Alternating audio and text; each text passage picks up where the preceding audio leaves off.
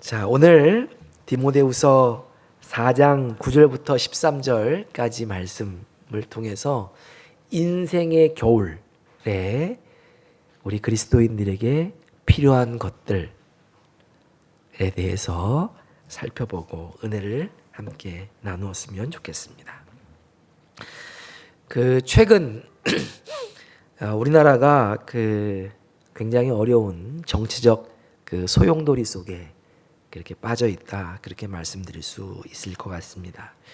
이러한 최근의 정치적 상황에 대한 이제 극단적인 표현들 다 나름대로 뭐 우리 그리스도인들 중에서도 자기가 가지고 있는 생각의 기초에서 이렇게 이제 자기의 정치적 의사를 갖는 것, 표현하는 것은 뭐 그게 나쁠 것이 없지요. 근데 이 상황에 대해서 너무 극단적으로 자기의 생각이나 감정을 표현하는 가운데 나라의 기본적인 질서가 좀 위태롭다라고 하는 이야기가 그렇게 나오고 있습니다. 자, 그런데 저도 이제 요즘 최근에 이러한 자신의 정치적인 상황, 생각을 아주 극단적으로 표현하는 것들에 대해서 이게 도대체 왜 그럴까? 왜 저렇게 극단적인 그런 표현 방법이 나타날까에 대해서 뭐 여러 가지 관점에서 좀 생각을 좀 해보는 시간들이 있었는데요. 뭐 물론 이제 성경적인 이유도 있겠죠. 뭐 이제 기독교적인 관점에서 볼 때 또 이제 그것을 진단하는 것도 있을 것이고, 다양한 각도에서 왜 사람들이 저렇게 자기 표현을 하는 데 있어서 저렇게 극단적일까라는 생각을 좀 해볼 수 있는데, 그러니까 이제 제가 어떤 어떤 전문가, 특별히 이제 심리, 정신과 이제 전문 그쪽 분야의 이제 전문적인 사람들에게 있어서 왜 이제 사람들이 최근에 이제 자기 자신을 특별히 정치적인 성향을 표현하는 데 있어서 이렇게 극단적인 모습들이 나타나는가에 대해서 뭐 심리학자들이나 정신과 의사들은 뭐 이렇게 진단을 하더라고요. 이제 이렇게 극단적인 표현이 자꾸만 나타나는 것은 그들이 극단적인 외로움 그리고 고립감에서 비롯된 것이다. 그러니까 이제 너무 외롭고 너무 자기 자신이 이 주변의 공동체, 이 사회와 고립되어 있기 때문에 이 고립됨 그리고 외로움, 고립감에서 이런 이제 극단적인 것들이 나타나는 것이 아니냐라고 진단하는 것을 보았습니다. 뭐 저도 이제 뭐 이 부분에 대해서 뭐 전적으로 동의하는 것은 아니지만 그럴 수 있겠다라는 그러한 생각을 해보게 되었는데요. 뭐 오늘날에는 이제 게임 그리고 유튜브 이제 이런 것들이 이제 많이 발달을 해 있죠. 그래서 과거에 비해서 오늘날은 참으로 놀거리 그리고 즐길 거리가 참으로 많아졌어요. 그래서 이제 우리 애나 어른이나 할 것 없이 이 휴대폰, 이 스마트폰을 손에서 놓지 못하고 살아가는 것 같다라는 생각을 해요. 끊임없이 이제 자극을 추구하며 살아가는 거죠. 그래서 저는 운전하면서 오늘도 이렇게 이제 운전하면서 오는데 되게 위험한 게 뭐냐면 횡단보도를 이렇게 건널 때 스마트폰을 보고 무슨 드라마를 보는 건지 게임을 보는 것들 뭐 하는 건지 뭔지는 모르겠어요. 뭐 근데 문자를 보내는 건지 뭔지는 모르겠는데 막 횡단보도를 심지어 자기가 빨간불인데 지금 건너고 있다고 하는 것도 인지하지 못한 채 이제 최근에는 근데 다들 검은 외투를 입고 있잖아요. 그러니까 이제 밤엔 잘 안 보여요. 근데 이제 그렇게 안 보이는 상태에서 휴대폰에 마음과 정신, 눈을 빼앗기고 걷는 사람들을 이제 볼 수가 있습니다. 이렇게 이제 이제 아주 순간순간 우리의 이제 시선을 빼앗는 놀거리와 즐길거리가 참으로 많아졌다라는 생각을 이제 해보게 되는데요. 이제 그럼에도 불구하고 이렇게 놀거리도 많고 볼거리도 많고 즐길거리도 참 많아졌는데 현대인들은 이제 과거에 비해서 더욱더 지독한 고립감과 외로움에 시달리는 것 같고, 이제 여기에 우리 그리스도인들도 예외는 아닌 것 같습니다. 특별히 이제 나이를 먹어갈수록 이제 나이를 먹어가면 자연적으로 뭐 이제 이 신체적인 육체적인 효능감이 떨어지게 되죠. 이제 이러다 보니까 더욱더 우리의 고독함은 더욱더 심화되는데, 이제 우리가 한번 생각해 봐야 될 것은, 그렇다면 이렇게 우리가 이 현대화 되어질 수 있도록, 그러니까 이제 현대화 되어 갈수록, 그리고 더욱더 그 종교와 관계없이 나이를 먹어갈수록 우리들은 우리의 시선과 우리의 관심을 빼앗는 것에 더 집중하고 거기서 더 많은 시간을 보내고 더 즐기고 더 우리가 놀고 뭐 이제 시간을 보내는데, 그럼에도 불구하고 왜 도대체 우리는 외롭고 왜 이렇게 고독한지에 대해서 우리 한번 진지하게 생각해 볼 필요가 있지 않느냐라는 생각을 해보게 됩니다. 어떻게 하면 우리 현대인들, 우리 그리스도인들도 마찬가지로 경험하는 이 외로움, 그러니까 눈만 뜨면 외로워요. 뭔가 하고 있는 것 같은데 외로워. 그리고 고독해. 나만 혼자인 것 같아. 이런 이제 외로움과 고독함 속에 빠져 있는데 어떻게 하면 이를 극복할 수 있을까?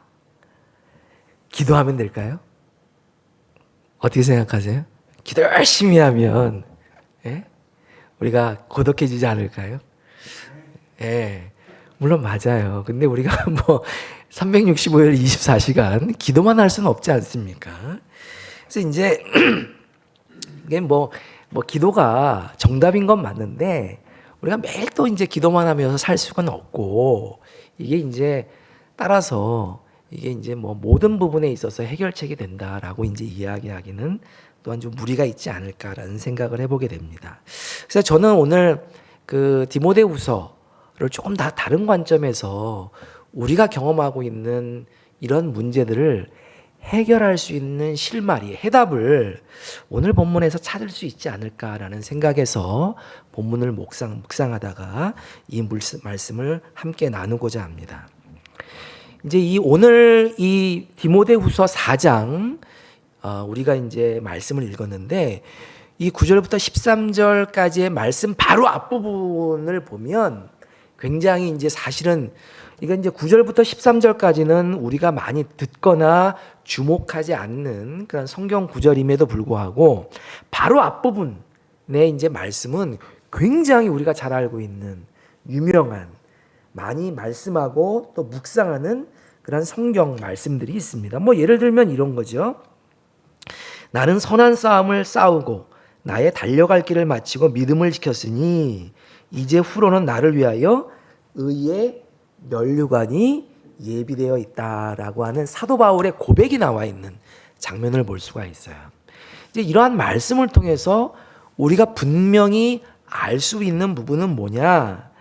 이거는 사도 바울이 지금 이게 디모데후서는 사랑하는 제자 디모데에게 보낸 두 번째 편지인데, 이게 이제 사형 선고를 앞둔 상태에서, 다시 말해서 인생의 이제 마지막을, 이 세상에서의 마지막을 직감한 사도 바울이 사랑하는 제자 디모데에게 목회는 이렇게 하는 것이 좋다. 그러니까 목회 선배로서, 스승으로서 이렇게 하는 것이 좋다라고 하는 메시지를 남기는 마지막 유언과도 같은 그러한 말씀들이다, 이제 그렇게 이야기할 수가 있습니다.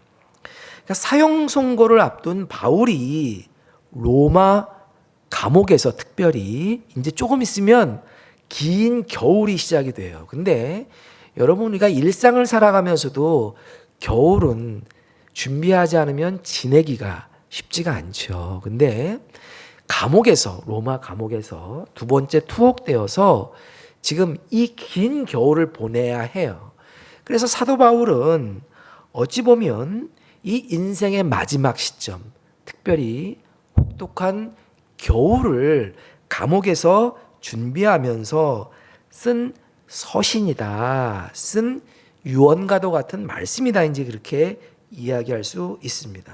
이제 그럴 것이 이제 바로 앞에 나의 달려갈 길을 내가 이제 다 갔다, 이제 이렇게 표현하잖아요. 이러한 표현 속에서 이제 내게 남은 이 세상에서의 시간이 이제 다 끝나간다라고 하는 것을 사도 바울이 너무나 명확하게 스스로 알고 있었다라고 하는 것입니다.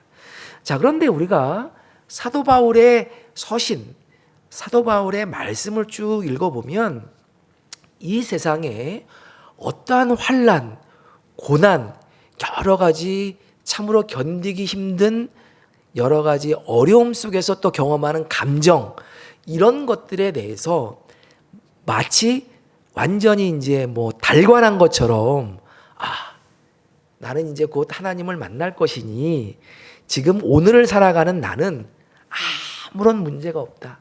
나에게는 걱정도 근심도 고민도 외로움도 고립감도 없다라고 생각할 수 있죠. 근데 그렇지 않아요. 그렇지 않아요. 성경을 쭉 읽어보면 사도 바울이 이제 우리가 뭐 고린도 전후서 뭐 이제 이런 말씀들을 보면 얼마나 자기를 적대시하는 사람들에 대해서 굉장히 상처를 받아가지고 마음이 힘들었는지, 그런 것들이 그 말씀 속에 굉장히 구구절절 나타나 있는데, 이제 마지막 이제 내가 죽을 날이 다 됐는데, 이제 겨울도 다가오고 내 주변에 사람도 없고 그 많던 제자들 도대체 다 어디로 간 거야. 너무 외로운 거예요 지금. 이런 상태에서 이제 사도 바울이 서신을 쓰고 있는데, 우리가 자칫 잘못하면 이제 이런 부분들을 놓치기 쉽다라고 하는 거예요. 사도 바울은 모든 것을 달관했다라고 생각하고 우리가 있죠. 그래서 이런 우리들이 평소에 느낄 수 있는 그런 감정은 그 사람은 느끼지 않았을 거야 라는 생각을 할 수도 있는데, 실제로 그렇지 않았다라고 하는 것입니다.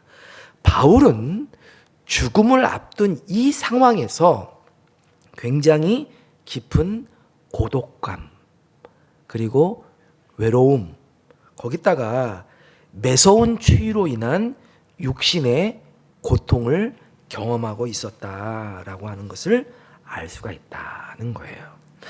자, 사도 바울은 이 고립감, 외로움, 그리고 육체의 필요, 이런 것들을 해결하기 위해서, 극복하기 위해서 오늘 본문 말씀에 보면 디모데에게 세 가지를 요청하는 것을 볼 수가 있어요. 그래서 이제 뭐 주석서 같은 거 보면 사도 바울의 잡다한 것을 요청한, 뭐 이제 제목을 뭐 이렇게 잡았더라고요.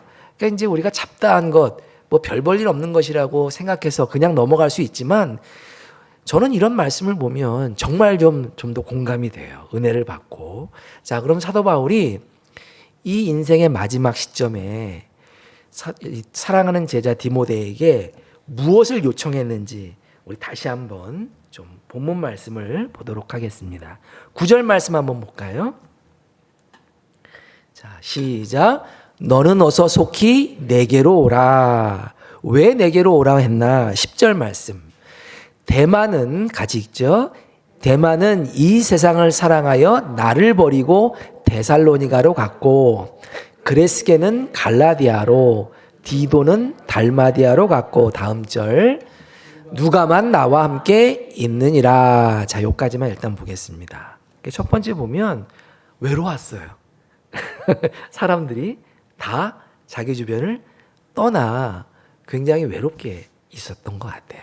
자, 그 다음에 또 무엇을 요청하는가? 그 다음 부분을 읽어보면, 자, 쭉 읽어보면, 자, 13절 같이 한번 읽어볼까요? 시작. 내가 올 때에 들어와 가보의 집에 둔 무엇을? 겉옷을 가지고 오고. 자, 세 번째, 시작. 또 책은 특별히 가죽 종이에 쓴 것을 가져오라. 자, 세 가지를 요청한다고 제가 말씀드렸죠. 첫 번째는 사람. 사람. 마음을 터놓고 이야기할 수 있는 사람을 요청한 거. 너는 빨리 와라 좀. 그리고 올 때 누구를 좀 데리고 와라. 나 외로워 죽겠으니까 사람 좀 데리고 와라. 이제 그렇게 이야기하는 것을 볼 수가 있어요. 두 번째는 뭐예요? 겉옷을 가져오라. 그리고 세 번째는 책을 좀 가져와라. 책을 가져와라. 이렇게 이야기하는 것을 볼 수가 있습니다. 자, 첫 번째로 너는 내게로 빨리 와라. 그리고 올 때 혼자 오지 말고 마가를 데리고 오라. 그렇게 이야기하고 있어요. 그러니까 사람을 오라, 데리고 오라. 뭐 사람은 물건이 아니까 가지고 오라 이제 이야기할 수는 없죠. 데리고 오라 이제 이렇게 말씀하고 있는데 이 이야기는 뭐냐면 사도 바울도 마지막에 마음을 터놓고 삶을 나눌 수 있는 그리고 함께 기도할 수 있는 뭐가 필요했다는 거예요? 친구가 필요했다는 거예요. 뭐 우리에게 적용한다면 마음을 터놓고 삶을 나눌 수 있는 가족이나 친구가 필요하다라고 하는 것입니다. 두 번째는 옷을 가져오라라고 이야기했는데 사도 바울이 아무리 대사도라 할지라도 추우면 뭘 입어야 돼요? 옷을 입어야 되겠죠. 배고프면 밥을 먹어야 돼요. 그러니까 육체적 필요를 채우기 위해서 겉옷을 가져오라 그렇게 이야기했던 것을 볼 수가 있어요. 그래서 이제 우리는 이것과 관련해서 또 다시 좀 부연하겠지만 우리 인생의 겨울, 특별히 노년을 맞이하여 무엇이 필요한가? 뭐 부유하고 뭐 화려한 삶을 우리가 노후를 준비해야 된다라고 하는 것은 아니지만 사도 바울이 겉옷이 필요했던 것처럼 우리의 삶의 필요를 채울 수 있는 소박한 노후 준비가 필요하다. 여러분 이거 잊지 않으셨으면 좋겠습니다. 그리고 세 번째로 책을 가져오라 그랬죠. 여기 보면 이제 혼자 있어요. 홀로. 심심해. 그러니까 이제 혼자서 의미 있게 시간을 보낼 수 있도록 책을 가져오라는 거예요. 물론 이제 이 책은 주로 이제 하나님의 말씀이겠죠. 하나님의 말씀일 거예요. 특별히 이제 여기에 이제 그렇게 표현은 안 돼 있는데 가죽 종이에 쓴 것은 뭐 양피지에 썼다라고 하는 것을 의미하는데 양피지에 이렇게 이제 파피루스에 쓴 거는 좀 가치가 좀 덜한 거. 근데 이제 이렇게 가죽에 쓴 거는 뭐예요? 나름대로 좀 보관이 오래될 가치 있는 그런 글들을 이제 남기게 되는데 이게 성경책일 것이다. 이제 그렇게 이제 많이들 이야기하죠. 근데 성경책뿐만 아니라 자기가 혼자 있는 시간을 의미 있게 보낼 수 있는 독서하는 시간을 보낼 수 있는 책을 포괄하는 것이다. 그렇게 이해할 수 있을 것입니다. 자, 세 개 꼭 기억하시기 바랍니다. 첫 번째 사람, 두 번째 뭐예요? 겉옷, 세 번째 뭐예요? 책. 자, 그러면 하나씩 보지요. 먼저 바울에게 사람이 필요했다는 거예요. 이게 나이를 먹어갈수록 마음을 나눌 수 있는 사람이 필요합니다. 믿습니까? 여러분 아무리 예수 믿는 사람도 독불장군 죽을 때까지 혼자 지낼 수 없어요. 너무 외로워요. 고통스럽습니다. 그런데 참으로 안타깝게도 많은 사람들이 가족 관계의 실패. 그러니까 이제 젊었을 때 뭐 돈 버느라고 아니면 일탈로 인해서 잘못된 어떤 뭐 선택이나 행동으로 인해서 부부 사이가 깨지고 부모 자식 간의 사이가 깨지고 해서 정작 노년에 이르러서 함께 마음을 터놓고 기도하고 화목하게 지낼 수 있는 가족 관계가 형성되어 있지 못한 경우를 많이 발견해요. 여러분 그럴까요? 안 그럴까요? 뭐 최근에 보면 황혼 이혼이라는 이야기 굉장히 많이 하잖아요. 황혼 이혼. 그러니까 자식들 때문에 이혼을 못 하다가 자식들 다 출가하고 나서 저희 왼수하고 더 이상 살 수가 없어. 왜 웃으세요? 뭐 공감하시나요? 그래가지고 뭐 이혼들 많이 하잖아요. 근데 이제 사시는 분들도 아니 뭐 그 제 주변에 있는 가족들도 다 그래요. 이렇게 보면 노년에 부부간에 대화가 없어. 다 남의 집 남자, 남의 집 여자하고 사는 것 같다 이렇게 얘기하는. 근데 이제 이게 나이를 먹어갈수록 이 증상이 어떻게 돼요? 굉장히 더 심각해지더라라고 하는 거예요. 뿐만 아니라 부모 자식 간의 관계도 이게 어렸을 때 우리 아이들이 어렸을 때 이 부모 자식 간의 관계가 잘못 형성이 되어서 이게 이제 아이들이 성년이 됐을 때 이게 이제 마음을 나눌 수 있는 부모 자식 간의 관계가 형성되지 못하게 되는 경우가 참으로 많이 있더라. 그래서 이제 이렇게 대부분의 그 이제 제 나이 또래 이상 이제 이렇게 되면 이렇게 보면 집에 오면 마누라가 무시하고 이제 또 자식들도 뭐예요? 안 놀아주고 뭐 이러니까 너무 외롭다. 뭐 이제 이렇게 말씀하시는 분들이 많아요. 그리고 뭐 이런 가족 관계의 실패로 인해서 이게 이제 가족 간에 진지하게 뭔가 삶을 나눌 수 있는 관계가 만들어진 것도 아니고 또 이제 열심히 살아가면서 이게 이제 사실은 뭐 어떤 이익을 위해서 자기 어떤 사업을 위해서 이게 뭐 친구 관계, 동료 관계를 형성하기는 했지만 이렇게 보면 그 나이가 먹으면 맨날 뭐 만들어요? 그 부주금만 많이 들고 실제로 정작 자기가 인생에 어떤 깊은 마음을 나눌 수 있는 친구는 다 이게 이제 끝나가는 이제 그러한 것들을 많이 호소하시는 분들. 물론 이제 내가 부조 많이 하면 내가 또 부조를 또 이제 받을 수도 있죠. 근데 이제 그런 부조 말고 실제적으로 삶을 나눌 수 있는 그러한 사람이 없어서 굉장히 힘들어 하시는 분들도 많이 있더라. 친구는 많지만 마음을 터놓고 진지한 대화와 기도를 나눌 수 있는 사이가 없다라고 하는 것입니다. 그래서 나이를 먹어갈수록 심각한 외로움, 나는 혼자야 라는 생각 속에서 고통을 호소하시는 분들이 굉장히 많이 있다. 그래서 이제 우리는 사도 바울도 여러분 한번 젊었을 때를 한번 생각해 보세요. 1차, 2차, 3차 전도행을 막 수많은 사람들 앞에서 복음을 증거하고 수많은 교회를 세우고 수많은 사람이 예수 믿고 구원받아 신도가 되었어요. 얼마나 주변에 사람들이 많았어요. 로마서 읽어보면 동역자의 이름들이 막 그냥 줄줄이 나오잖아요. 근데 다 어디 간 거야 이 사람들이. 다 이유가 있죠. 뭐 세상을 좋아해서 세상을 향해 간 사람도 있고 자기 일 때문에 딴 데 간 사람도 있고 주변에 사람이 없더라. 누가만 남아있다. 사도 바울이 너무 외로웠던 거예요. 그래서 너 올 때 너만 오지 말고 마가가 인간관계가 굉장히 좋았나 봐요. 이렇게 재밌게 해주는 뭐 그런 사람이었는지 모르겠는데 그 제자를 꼭 데리고 와라. 내가 이 마지막을 유쾌하게 삶을 나누며 좀 보내고 싶다. 이제 그런 의도가 아니었을까.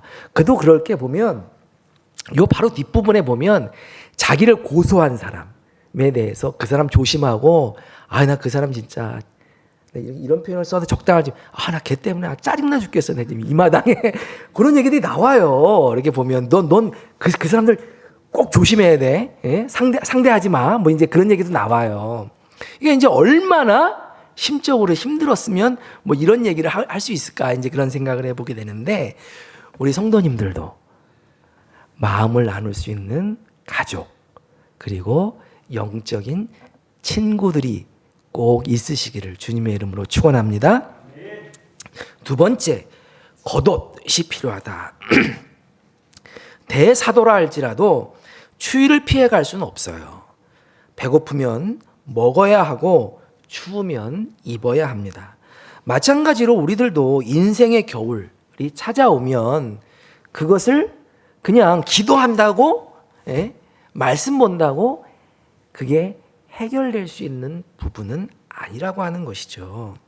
저는 아까 말씀드린 바와 같이 우리가 인생의 겨울을 준비한다, 내가 나이 먹어감을 준비한다, 노후를 준비한다라고 했을 때 뭐 매덕이 있어야 되고 뭐 이런 게 아니라, 자기가 어느 정도 겉옷을 준비했던 것처럼 자기의 인생의 겨울을 준비할 수 있는 소박한 삶을, 주님과 교제하며 소박한 삶을 살아갈 수 있는 그러한 정도의 노후 준비가 마련되어야 되지 않겠느냐라는 생각을 해보게 됩니다. 이게 이제 그 전에 우리가 부흥회를 해보면 뭐 이런 얘기를 했어요. 노후 준비는 무슨 노후 준비? 우리의 인생을 주님께 맡기시라고 뭐 이제. 근데 뭐 맞는 말이죠. 우리 인생을 주님께 맡겨야 되죠. 우리의 인생을 정말 주님께 맡기고 주님이 주시는 지혜를 갖고 우리의 미래를 통찰해 보면 우리의 그 미래가 그래도 이제 뭐 제가 이런 얘기도 많이 들었어요. 그러니까 이게 이제 노인이 되면 이제 사람들이 노인복지관에 이렇게 가잖아요. 근데 그 노인복지관에서 밥이 이제 뭐 3,000원, 4,000원 하는데 그 노인복지관에서 다른 사람의 밥을 한번 살 수 있을 정도의 경제력을 가지면 그저 엄청난 게 권력이 그 주변의 사람들과의 관계 속에서 뭐 권력이 된다 이제 뭐 그런 이야기를 제가 어디서 들었는데 이게 이제 뭐 그냥 세상 얘기 웃기는 얘기처럼 들릴지 몰라도 실제로 우리 인생의 겨울을 준비하기 위해서 이러한 겨울 준비가 필요하다. 겉옷이 필요하다라고 하는 것입니다. 뭐 제가 양을 말씀드리지 않겠습니다. 인생의 겨울을 준비하려면 여러분 10억이 있어야 됩니다. 이건 아니에요. 이건 뭐 제가 무슨 재테크 무슨 강사도 아니고 그런 얘기는 하고 싶지 않아요. 뭐 지분 한 채 있어야 돼. 이거 아닙니다. 이거 아닌데 어찌 됐든 우리 인생에 소박한 삶을 준비하기 위한 실질적인 준비가 필요하다라고 하는 것을 기억하시기 바랍니다. 세 번째, 사도 바울이 책 두루마리에 쓴 것을 가져오라 그렇게 요구하고 있는 것을 볼 수가 있어요. 자, 나이가 들수록 나이를 먹어갈수록 당연히 사람과 함께 있는 시간이 많아지겠어요? 혼자 있는 시간이 많아지겠어요? 자연스럽게 혼자 있는 시간이 많아질 수밖에 없어요. 근데 대부분의 사람들이 이 혼자 있는 시간들을 견디지를 못해요. 그래서 끊임없이 뭘 찾는 거예요. 이 시간을 채우기 위해서. 혼자 있는 시간이 너무너무 힘들어서 영어로 킬링 타임이라고 그러잖아요. 이 시간을 죽이기 위해서 그냥 뭔가를 열심히 하는 거죠. 그래서 이제 오늘날 이렇게 보면 젊은 사람들은 게임을 하고 나이 드신 분들은 유튜브에 빠져 있는 굉장히 많아요. 우리 와이프는 저보고도 유튜브 좀 보자라고 이렇게 얘기하는데 나도 중독이 됐나 뭐 저도 이제 보죠. 이제 보는데 하루 종일 유튜브. 근데 이게 유튜브 알고리즘이 있어가지고 뭐 안에 빠지기 시작하면 내가 정치 어떤 그런 이제 유튜브를 또 거기에 그냥 계속 빨려 들어가게 되는 거죠. 그럼 재테크 거기에 빨려 들어가고 여러 가지 이제 그러한 주제에 이제 유튜브에 빠져서 헤어나오지 못하는 이제 그런 경우를 볼 수가 있다는 것이죠. 특별히 이렇게 보면 젊은 시절에 굉장히 왕성한 사회활동을 했던 사람들, 이런 사람들이 나중에 나이 먹어서 혼자 있는 걸 견디질 못해요. 이게 이제 특별히 목사들이 그래요. 목사. 그리고 연예인들, 유명인들, 셀럽들이 그렇죠. 왜? 항상 주변에 자기 사람들이 있었던 거예요. 근데 이제 은퇴를 하고 나면 자기를 부르는 사람이 없어. 자기를 알아주는 사람이 없어. 그래서 지독한 아주 이제 우울감, 외로움에 빠지게 되는데 이제 이런 사람일수록 이게 이제 이러한 뭐 게임이나 유튜브에 심한 이제 중독이 될 수가 있다라고 하는 것이죠. 그런데 여러분, 이러한 문제에서 우리가 좀 자유로우려면 혼자서 이게 이제 시간을 보낼 수 있는 좀 훈련이, 능력을 갖춰야 되는데 이게 훈련이 좀 필요해요. 그래서 책을 보며 반드시 성경책이 아니어도 괜찮습니다. 성경이면 좋고요. 성경책이 아니어도 하루 종일 뭐 성경만 보라는 거 아니에요. 성경책이 아니라도 뭐 잡지도 좋아요. 뭔가 자기의 지적인 욕구, 영적인 욕구를 채워갈, 영적, 정신적 성숙을 도모할 수 있는 독서의 시간을 갖는 것이 노년에 혼자 있는 시간을 보내는데 매우 중요하다고 하는 것을 여러분 기억하시기 바랍니다. 자, 근데 어느 날 갑자기 책을 볼 수 있는 게 아니에요. 여러분들 뭐 3, 40년 맨날 그냥 뭐 텔레비만 보고 뭐 이러다가 어느 날 갑자기 아유 뭐 독서를 좀 해야 되겠다 하고 딱 책을 꺼내면 이게 책이 읽혀질까요? 책이 잘 안 읽혀져요. 5분도 읽기가 힘들어요. 성경책도 마찬가지죠. 물론 이제 성령의 도우심이 필요하긴 하지만, 그래서 이게 어느 날 갑자기 책을 볼 수 있는 게 아니거든요. 그래서 조금 건강이 되고 시간적 여유가 있을 때 이러한 성경 말씀을 묵상하고 또 교양서적을 읽고 하는 그러한 시간들을 조금씩 훈련해 나갈 때 우리의 노년의 심심한 시간, 외로운 시간들을 보다 성숙하게, 알차게, 의미 있게 보낼 수 있다라고 하는 것입니다. 여러분, 책과 유튜브는 영상은 굉장히 달라요. 책은 우리의 사고의 지평을 넓혀주고 생각의 여지를 확대해 갈 수 있도록, 그리고 성숙과 정신적인 안정을 가져다 줄 수 있지만 유튜브는 다른 생각을 하지 못하게 해요. 자꾸만 거기에 빠져들어서 중독이 되게 하죠. 이게 영상이 가지고 있는 안 좋은 힘이라고 이야기할 수 있는데, 따라서 우리는 사도 바울이 책을 가져오라, 가죽 종이에 쓴 것을 가져오라, 이게 보겠다는 얘기잖아요. 우리 성도님들도 책을 보고 특별히 성경책을 읽으며 혼자 있는 시간을 의미 있게 성숙의 시간으로 만들어 가시는 성도님들 되시길 주님의 이름으로 축원합니다.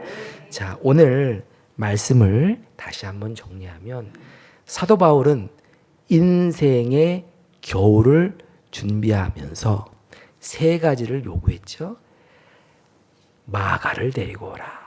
그리고 겉옷을 가지고 오라. 그리고 세 번째로 책, 특별히 가죽 종이에 쓴 것을 가져오라. 그러니까 이제 아주 저는 현명한 지혜로운 요청이 아니었는가라는 생각을 해보게 됩니다. 사도 바울과 같이 좋은 인간관계에 맺어가시기를 주님의 이름으로 축원합니다. 뿐만 아니라 겉옷을 예비하시고 성경을 읽으며 또 교양서적을 읽으며 여러분의 영적, 정신적 성숙을 도모해 가시는 우리 성도님들 되시길 주님의 이름으로 축원합니다. 기도하겠습니다.